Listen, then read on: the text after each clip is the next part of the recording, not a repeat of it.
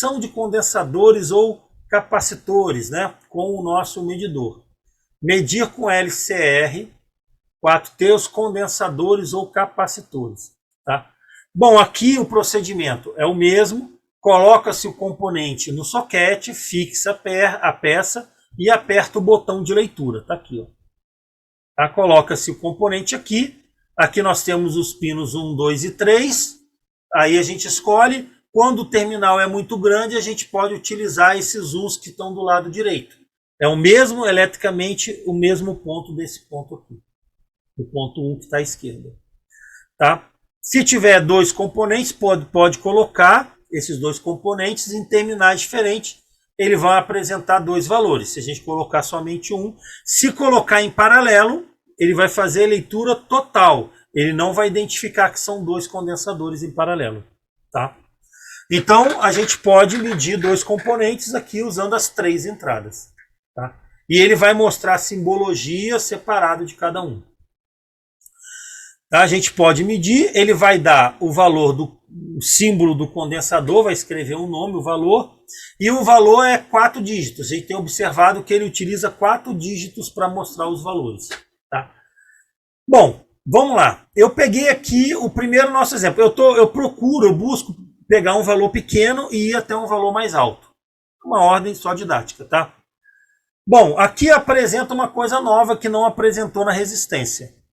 Eu peguei um condensador de 22 picofarads. Aqui a foto dele, ampliada.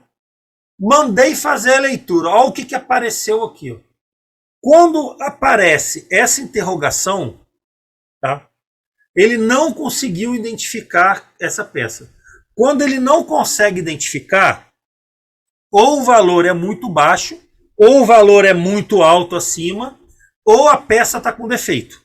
Tá? Se fosse uma resistência que tivesse que marcar alguma coisa e não marcou nada, ela está com defeito. Tá? Então aparece esse ecrã aqui. Aí vai falar assim, poxa professor, e aí? Como que eu meço esse condensador de 25? 22, né, que é abaixo de 25. Bom, a gente tem duas possibilidades, tá? Eu tenho aqui como, vamos dizer assim, simular uma probabilidade de ele fazer a leitura. Nós vamos ver lá com o diodo que quando ele mede um diodo, vai aparecer aqui, diodo. Aqui é a tensão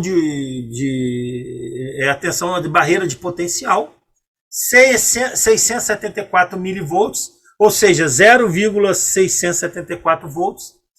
E lá na medição de diodo, ele dá a capacitância na polarização inversa. Olha que coisa legal, hein? O diodo, tem diodos que tem capacitância na polarização inversa, lembra? Lá na teoria de diodos, quando a gente polariza ele inversamente, a gente vai ter essa medição. Então, o que vai acontecer aqui? Eu coloco ele em paralelo com o diodo. Quando ele medir o diodo, na polarização inversa ele dá o valor do condensador, ó, 21 picofarads. Lembra o valor dele? O valor dele é 22 picofarads. Com a tolerância, que um condensador desse tem em torno de 10% de tolerância, né, cerâmico, ele tá bom. Então, eu utilizei a medição do diodo para testar ele. Tá? Porque no diodo, ele mostra capacitâncias pequenas. É interessante, né? Foi a maneira que eu encontrei de medir. Essa é uma maneira que eu encontrei. E existe outra. A outra maneira é o quê? A gente colocar dois em paralelo. Se eu tenho dois condensadores de 22, eu posso colocar eles em paralelo. Aí vai lá na teoria de condensadores, associação em paralelo. A associação de paralelo de condensadores, soma-se o valor. Não é igual a resistência. A resistência em paralelo divide. Não, aqui o condensador soma. Então aqui eu tenho 22 com 22, teria que dar quanto? 44. Tá? Só que lá já marcou 21, porque não tem uma precisão. Então eu sei que esses condensadores estão com uma capacitância não de 21, mas de 21,5. Porque quando eu coloco os dois em paralelo, me dá quanto? 43. 43 dividido por 2, 21,5. Então eu tenho aí duas formas de medir o condensador de baixo valor, se ele não conseguir ler. Ou eu coloco em paralelo dois iguais, ou pode ser dois diferentes também, tá? Só que os iguais é melhor. O diferente você vai ter que diminuir de um e de outro. Você pode medir um, medir o outro, e aí um não vai dar, mas o outro vai dar. E quando você colocar em paralelo, o que ficar mais é ele, tá? Então, tem essas duas maneiras que eu encontrei de medir um condensador abaixo de 25 picofarads. É bem legal. E aqui, ainda a gente depois, claro que com isso aqui, quando formando, for estudar a associação de resistências e de condensadores, pode usar isso aqui para medir, hein? Seria uma dica boa, hein? O formando está estudando associação série paralelo, vai lá e faz a montagem, faz o cálculo, aí coloca aqui para testar, para ver. É legal para ver o valor. Poderia fazer com multímetro também, mas pode fazer com isso aqui também. Tá bom, gente? Então são essas duas dicas aí. Condensadores de valor muito baixo, ou a gente coloca em paralelo com diodo, ou com dois condensadores em paralelo. Opa, atenção, atenção, atenção, cuidado, hein?